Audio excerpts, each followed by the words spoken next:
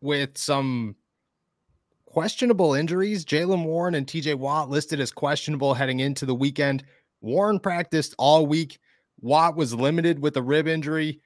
I think both of them somewhat surprising, and good news, Najee Harris will play after being limited just one day throughout the week with an oblique injury that actually sent him to the hospital after the game. I mean, do you expect Jaylen Warren to miss this game? Do you think that, I mean, something had happened? Like, there's no way that you're just being that precautionary, right?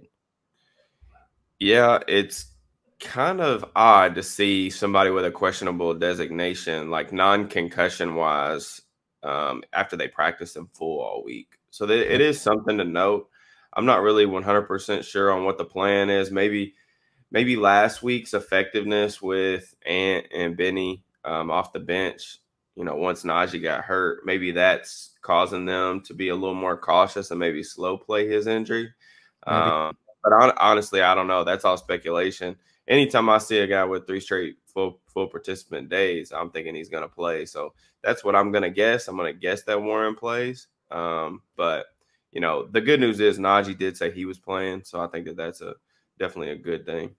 Yeah, definitely a good thing that Najee's back. With Warren, it's just weird because he told us on Monday that Wednesday, that he was cleared to play and that he was going to play this weekend. I just think, like, what else is there to show you in a walkthrough? Like, hey, I was in full contact all week long and we were good, but that Saturday walkthrough, I'm gonna let you know if I'm really good to make sure that I'm ready to go. Like, it just doesn't make sense. But you could be right. Like, it could be looked at as he's a rookie. He missed a whole week of practice. Benny Snell played pretty well. Anthony McFarland played pretty well. It's not that big of a loss if he doesn't go, and I think they'd rather Najee go than him. Do you think that, maybe they rushed? Like, do you think that it would have went the other way around? Because all week we've been talking about, and the thought was, well, if Najee doesn't go, this is Jaylen Warren's first start. Now we're here the other way around. It kind of feels like that was never the plan in their eyes at all, that no matter what, they were going to kind of either let Najee rock or let, maybe Benny rock and be the starting running back. Yeah, I mean, I guess we'll have to see. I'm not really sure. I'm banking on both of them playing. That's just where I'm going. We'll have to see what they do come, Sunday morning. But I think both of them play. I think we may see a little bit more diversification as far as the workload between the backs.